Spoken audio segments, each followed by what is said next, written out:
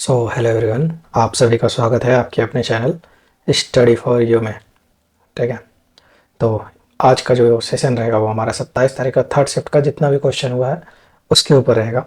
ठीक है। अगर आप चैनल पर नए हैं तो चैनल को लाइक करिए, सब्सक्राइब करिए। ठीक है। तो चलिए शुरू करते हैं। पहला सवाल न्यूटन का तीसरा नियम से सवाल था कि निम्नलिखित में से कौन न्यूटन के तीसरे नियम गति नियम का उदाहरण है।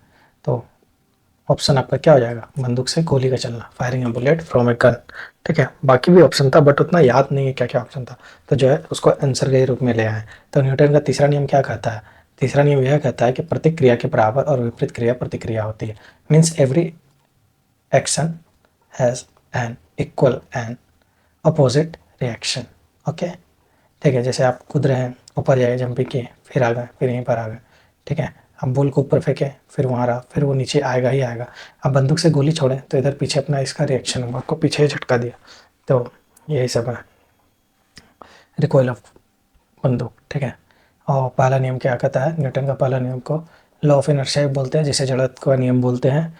ठीक है। यह बताता है कि कोई वस्तु तब तक अपनी विराम अवस्था या सरल रेखा में एक समान गति की अवस्था में रहेगी जब तक कि इस पर कोई बाहरी बल एक्सटर्नल फोर्स ना लगाया जाए। मीन्स अगर ये एक बॉल रखा हो तो ऐसे ही रहेगा जब तक हम इस पर प्रेशर नहीं डालेंगे। जब प्रेशर डालेंगे तभी ये आगे बढ़ेगा। यही क्या कहता है? ये हमारा न्यूटन का आपका पहला नियम ये चीज़ बोलता है। न्यूटन का दूसरा नियम क्या कहता है? इसे संवेग का नियम, लॉ ऑफ मोमेंटम भी इसे कहा जाता है। मीन्स यह बताता है कि किसी पिंड के संवेग परिवर्तन की दर उस पर लगाए गए बल के समानुपाती होता है। एफ समानुपाती D T into D P. Means F बराबर एम ए। एफ बराबर क्या होता है? मास इंटू एक्सेलरेशन, द्रव्यमान गुना त्वरण। ठीक है। चलिए आगे चलते हैं नेक्स्ट क्वेश्चन पे। तो नेक्स्ट क्वेश्चन है हमारा, इंडियन प्रीमियर लीग आईपीएल 2025 में पर्पल कैप किसे मिला? तो पर्पल कैप जो है किसे मिला? तो हमारे प्रसिद्ध कृष्णा, प्रसाद कृष्णा, प्रसाद कृष्णा होगा या प्रसिद्ध कृष्णा, जो भी है, इन्हें मिला है। ठीक है। और पर्पल कैप जो है ये उस गेंदबाज को दिया जाता है जिसने पूरी सीजन में सबसे ज़्यादा विकेट लिए हो।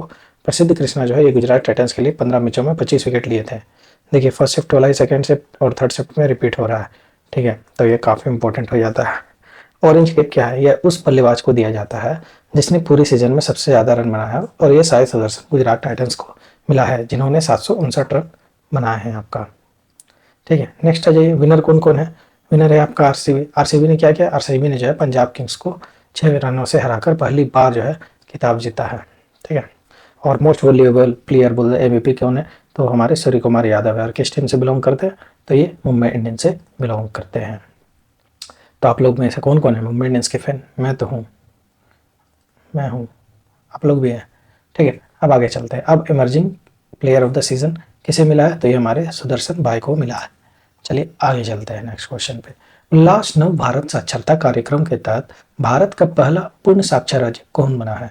तो which state became the India first fully literate state. तो आपका सेकंड और फर्स्ट में पूछा था कि थर्ड कौन है। ठीक है। यहाँ पे पूछ दिया पहला। तो क्वेश्चन आर गेटिंग रिपीटेशन।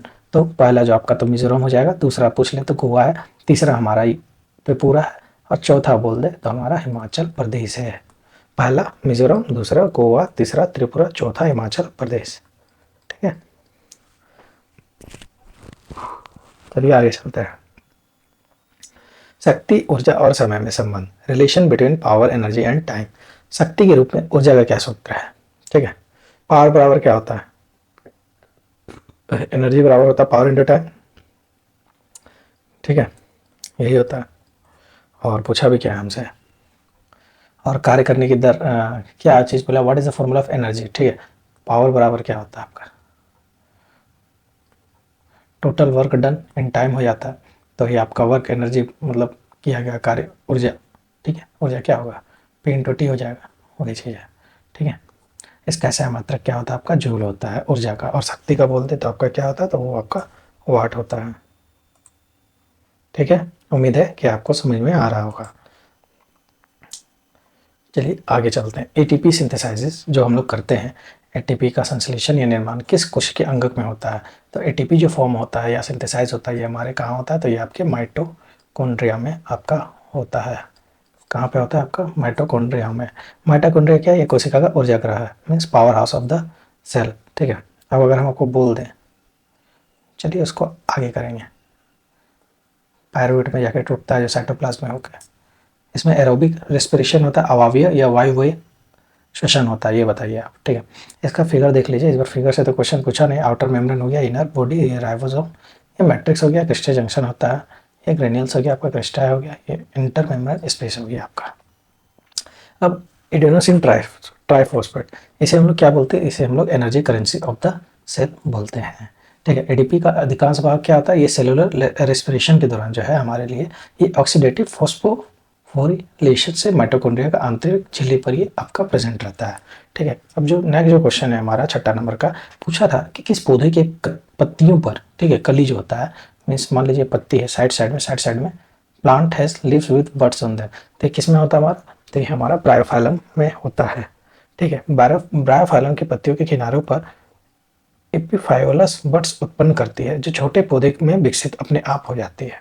ठीक है, और ये किसका एक उदाहरण है? तो ये हमारा वेजिटेटिव रिप्रोडक्शन का एक आपका या वेजिटेटिव प्रोपोगेशन का हमारा एक उदाहरण है।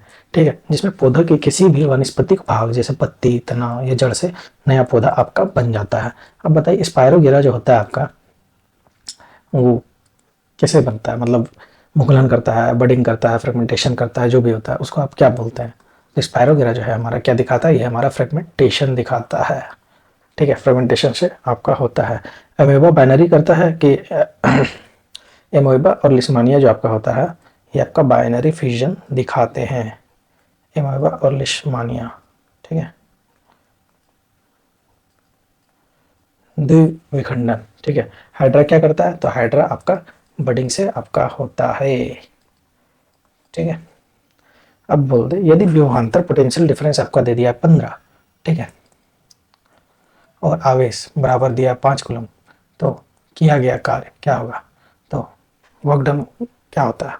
V इंटू क्यू, 15 इंटू 5 करिएगा बराबर 75 जूल, यही हो गया।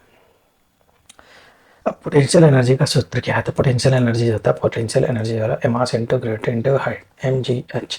ठीक है, जहाँ जी जो है एक्सेलरेशन ड्यू टू ग्रेविटी है, h आपका ऊंचाई है, मास जो है वस्तु का द्रव्यमान है। और काइनेटिक एनर्जी का क्या होता है? तो काइनेटिक एनर्जी का आपका होता है 1/2 mv²। ठीक है,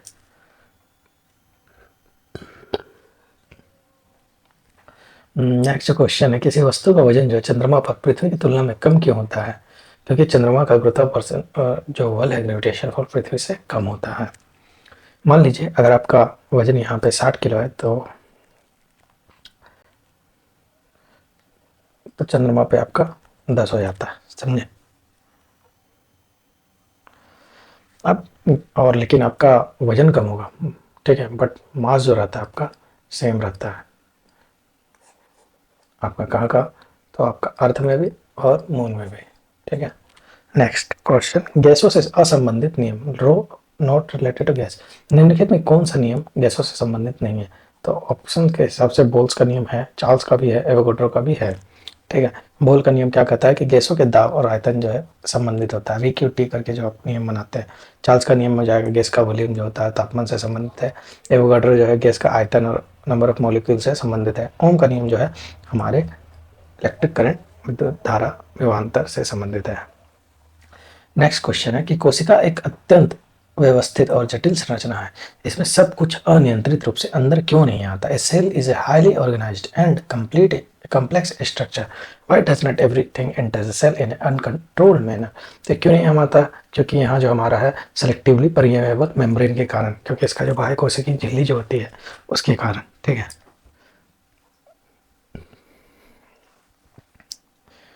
ये कुछ ही आने देता है और कुछ ही बाहर जाने भी देता है। ठीक है, जिससे कोशिका के आंतरिक वातावरण का नियंत्रण बना रहता है। अब आगे चलते हैं। यदि अवतल दर्पण में ध्रुव, पुल और वक्रता केंद्र सेंटर ऑफ कर्वेचर के बीच की दूरी प्लस 40 सेंटीमीटर है तो ध्रुव और फोकस के बीच की दूरी क्या होगा? ठीक है, अवतल दर्पण कैसा होता है? अवतल दर्पण आपका ऐसा होता है।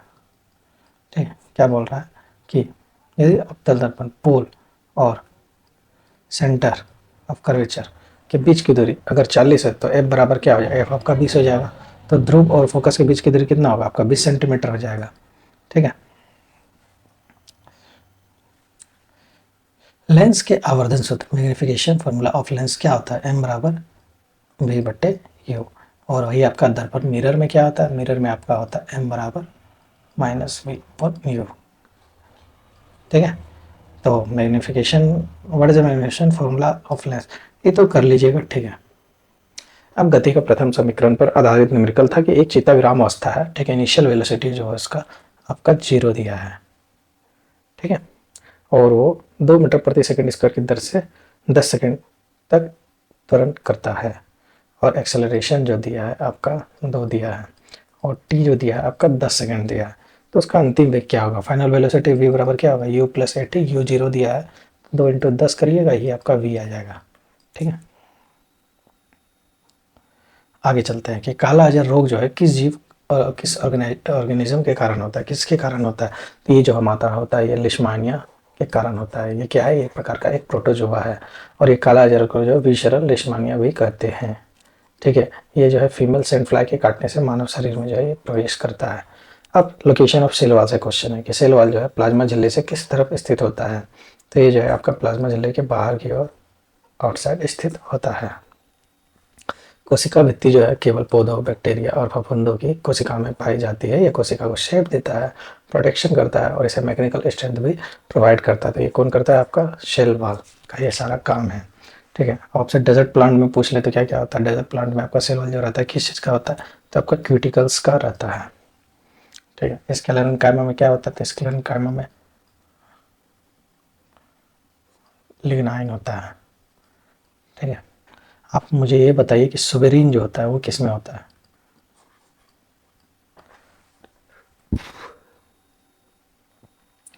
और जंतु कोशिका में आपका कोशिका भित्ति नहीं होता है। और एक चीज,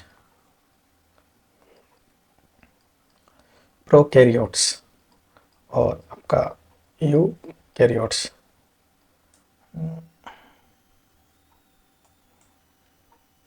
का जो साइज होता है ये आपका 1 से 5 माइक्रोमीटर होता है। ये आपका 5 से 100 माइक्रोमीटर का होता है साइज। ठीक है, अब यही सब क्वेश्चन है। ठीक है, यदि किसी पेड़ को मिट्टी से उखाड़ दिया जाए तो कि किसका परिवहन प्रभावित होगा। तो जाइलम द्वारा जो है हम लोग जल का ट्रांसपोर्ट करते हैं, फूड वाटर एंड मिनरल्स का परिवहन जो है अवरुद्ध हो जाएगा। ठीक है, जल और खनिज का परिवहन करता है, और फ्लम जो पत्ते से सीधा भोजन तैयार करता है। पेड़ को उखाड़ने पर जो है रूट्स मिट्टी से संपर्क खो देगा, जिससे जल और खनिजों का अवशोषण जो है रुक जाएगा। तो जाइलम का परिवहन जो है इससे आपका प्रवाहित हो जाएगा। आपसे करंट अफेयर का क्वेश्चन था कि मणिपुर का अप्रोप्रिएशन जो बिल है किस वर्ष जो है संसद ने किस वर्ष में पारित किया था। तो आपका 2025 का अगस्त का ये है। ठीक है, 11 अगस्त को 24-25-26 के लिए संचित निधि से धन के विनियोग को अधिकृत करता है। जीव विज्ञान, एक कोशिकीय के जीव जो है यदि प्रजनन के समय 2 खंडों में विभाजित होकर जन्म करते हैं तो इस प्रकार को क्या कहते हैं, तो इसे हम लोग बाइनरी फ्यूजन बोलते हैं। ये एक प्रकार का एसेक्सुअल रिप्रोडक्शन है, जिसके उदाहरण जो है एमोबा है, पैरामीशियम है। और आगे चलते हैं, लाभ हानि है मैथ का कुछ कुछ सवाल, तो ये सब हम नहीं भी बताएंगे तो चलेगा। ठीक है, तो ओवरऑल यही सारा क्वेश्चन था। उम्मीद है आपको सब पसंद आया होगा। Hope you did like the video. So अगर आप चैनल पर नए हैं तो प्लीज़ लाइक करिए। ठीक है, सब्सक्राइब करिए, और क्या बोलेंगे, और है क्वेश्चन तो प्लीज़ कमेंट करिए, डू कमेंट। आपको अगर इसका पीडीएफ चाहिए तो भी बोलिए, आपको मिल जाएगा। Okay, thank you.